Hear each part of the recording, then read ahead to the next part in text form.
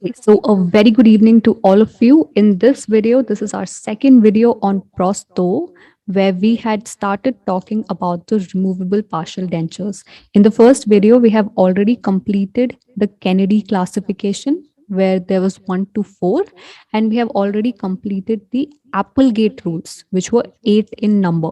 So that was our foundation. Now, the next important thing that comes in an RPD are its components, right? So, over the next 2 weeks, we'll be discussing all the components of the RPD. So, again, remember these videos aim both university exam appearing students as well as NEET PG aspirants because we're going to cover questions for both of you. So, coming to the components, the first thing is a connector, right? So the connector can be major or minor. So over here you have your major connector and you have your minor connector. The next component is a retainer.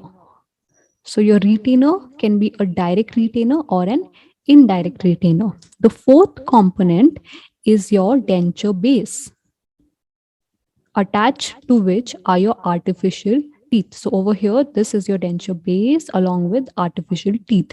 So in this video, we are going to discuss the most important component of the RPD, which is the major connector. Okay. So getting right into the major connector, in the university, the most commonly asked question is the definition, the requirements, and a note on either maxillary or mandibular major connector. So in this video, I'm going to tell you the definition, the functions, and the requirements, as well as the types of the major connector. In the next video, we'll talk about the maxillary major connector and the mandibular major connector. So starting with your major connector. So the major connector is a part of the RPD or the removable dental prosthesis that joins the components on one side of the arch to those on the opposite side. Okay, it is the unit to which all the other parts are connected directly or indirectly. Okay, so don't be confused. Look at this diagram. This rectangular framework that you have over here, this is your major connector. Okay, now as you can see, this rectangle, what it's doing is it's attaching the components on one side of the arch to the other. So what are the components attached to it? You have a direct retainer, you have a minor connector, you have an indirect retainer, and then you have a denture base. As well as again over here, you have a direct retainer and a minor connector. So it's joining the components on this side to this side. Okay, and it is that unit to which all the parts are attached. Now, a very good analogy that is given in McCracken is that it is similar to the chassis of an automobile. So this is basically your supporting framework of an automobile. You can have various components, right? You can have your suspension, you can have your seats. All of these are attached to the framework. So the same way, all of these components are attached to your framework, which is the major connector. So definitely its function is one, unification of the major parts. The second is distribution of the applied forces. Okay, so any force that is applied over here, it is getting distributed to all the other components. Okay, not only one component. Third function is cross arch stability. So the rigid major connector will limit movement by acting as a counteracting lever. So in this diagram, you have teeth on two opposite sides and you have horizontal forces acting on it. So what it does, it acts as a counteracting lever and minimizes the torquing forces on these abutments. Okay, so the function was to unify, to distribute the force over a larger area, and also to provide cross-arch stability. Now, the third part of this video is the requirements. This is a very important question which often comes as a note. Okay, so there are basically 5 requirements. One is rigidity, second is non-interference with soft tissue, third is vertical support, indirect retention, positioning of the denture base, prevention of food entrapment, and maintenance of patient comfort. So let's start with rigidity. Okay. Now, what we are saying is that it is very necessary for the major connector to be rigid. So when it is rigid, it's going to act as one component. Now you'll ask me, what happens if this is not rigid? What happens if this is flexible? So in that case, what happens is that there is no stress distribution, right? So the stress distribution does not occur in all directions. It might occur only on one abutment, and that will cause it to become periodontally weak. The second thing that will happen is the loss of cross arch stabilization. So there'll be again torquing forces on the abutments. Okay, so it's very important for the major connector to be rigid. Now you'll ask me, how do we make it rigid? So the answer to that is by the use of chromium cobalt alloy, or the use of cast metal, or if you're using gold alloys, type 4 gold alloy, right? So these are more rigid metals. Apart from that, by increasing the bulk, we can increase the rigidity. Also, by giving it a half oval cross section or a half pear cross section, you can increase the rigidity. So these are the ways that you can increase the rigidity of the major connector. The second function is that anytime you're giving something in the mouth, it should not interfere with the soft tissue, right? So under this heading, I have gathered several points. The first is avoid the impingement of the gingival margin. So for example, in this diagram, you have your teeth here, okay, and you have the gingival margin over here. So the basic requirement is that there should be a minimum gap of 6 mm between the gingival margin and the border of the maxillary major connector. Okay, whereas in a mandibular major connector, there should be a minimum of 3 mm between the gingival margin and the mandibular major connector. The second thing is it should run parallel to the gingival margin, right? So over here, it's running parallel to the gingival margin. The third thing is that it should, if it has to cross the gingiva, for example, in this image, right? Here it's running parallel, but here it has to cross the gingival margin. So here it should do it abruptly at an angle of 90 degree, because this will reduce the distance. And even over here, you have to provide a relief. Now you'll ask me, why are we doing all of this? So the basic reason is the gingival margin is highly vascular and it is highly susceptible to injury. Okay, so this is why we have to keep the margin of the connector as far as possible away from the gingival margin, make it parallel, as well as provide relief and make it at an angle of 90 degree. Apart from that, it should not cross any bony prominences like your tori or a prominent mid-palatine suture. And it should also allow soft tissue movements. So for example, in a mandibular major connector, it should give the space for a lingual frenum. And in maxilla, it should permit the movement of movable soft palate. So there you have to give a relief.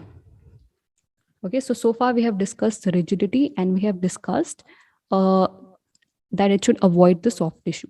Now the third point is that it should provide vertical support. So for example, in this diagram, you have almost a rectangular major connector, right? It's covering a good amount of area. So it's deriving a good amount of support from the palate. The fourth requirement is it should provide indirect retention where needed. So in this diagram, you have direct retention over here and indirect retention over here through a minor connector. Then the fifth requirement is it should allow positioning of the denture base where necessary. So in this diagram, this is your class 2 distal extension, right? So this is your class 2, which is a unilateral edentulous space posterior to the remaining natural teeth. So it should allow for the positioning of the denture base. The sixth requirement is it should not cause food entrapment, right? You should not have entrapment of food over here, over here, over here. So how you do that is by providing beading, which I'll discuss further.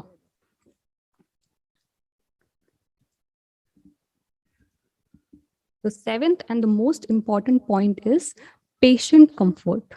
Okay, so what happens here is, what does a patient want out of your prosthesis? One, it should not interfere with his phonetics. Okay, it should not interfere with his aesthetics, and it should not cause him any sort of pain. So for this reason, there are a couple of points. One is that the margins from the connector to the tissue have to be very smooth. Okay, so from over here, the margins from the connector to the tissue should be very smooth. Okay, the next thing is, all line angles and edges should be smooth and rounded. So you can see everything over here is smooth and rounded. It's not sharp anywhere. The borders should be not placed in locations where they interfere with speech. Okay, the bulk has to be minimum so that it does not interfere with speech, and yet it should be rigid enough. When it crosses the palate at the midline, it should cross at 90 degree. Okay, so this is your palatal strap. This has to cross the midline at 90 degree. Why? Because this will again reduce the distance. And the most important point here is that the anterior border should end in the valley between the rugae crest and not on the crest. So if you look at this diagram over here, in the palate, as we all know, we have our rugae, right? If I look at it from another section, I'll see that the rugae looks like this, right? So the rugae has two parts. One is the crest, which is the prominent part, and the second is the valley, which is the depression. So even in the crest, this is the crest, there is an anterior slope and there is a posterior slope. So the major connector should always end in the posterior slope, not the anterior slope. Okay, otherwise that will interfere with the phonetics. So again, revising, we have seen 7 requirements. One is rigidity, so that it allows for stress distribution and cross-arch stabilization. It should not interfere with soft tissue because they are highly vascular and susceptible to injury. It should provide vertical support. It should provide indirect retention. It should provide position for the denture base, and it should not cause food entrapment. There should also be patient comfort in the way that it is smooth, rounded, not sharp, give space for tori, reduce the bulk, cross the palatal midline at 90 degree, and end the major connector at the posterior slope. Finally, you see that the major connectors are of 2 types, which is the maxillary and mandibular. In maxillary, you have 6, and in mandibular, you have 4. So in the coming videos, we'll discuss these. Before I conclude the video, there are 3 questions for you. What is the first and foremost requirement of all major connectors? It is rigidity. Okay. The second is, in maxillary and mandibular arches, the border of the major connector should be at least how far away? So in maxilla, it should be 6 mm away, and in mandible, 3 mm away from the gingival margin. The third question is, the anterior border of the palatal major connector should follow, as we have seen, the valley between the rugae, right, and the posterior slope of the crest. So with this, I come to the end of the video. In the next video, we'll be discussing all of these maxillary major connector, which is your palatal bar, the palatal strap, the AP palatal bar and strap, the horseshoe, and the complete palate. So with this, I conclude the video. We have seen the definition where the major connector is that part of the RPD which joins components on one side to the other side. We have seen its function, which was unification, stress distribution, and cross-arch stabilization. We saw its requirements in detail, which were rigidity, non-interference with soft tissue, prevention of food impaction, provision of vertical support, indirect retention, space for denture base, as well as patient comfort. Then we are going to see the types of the maxillary major connectors in the next video, and the mandibular major connector in the next video. With this, I conclude the video. Thank you so much for watching, and I hope this video helps you. So have a good day.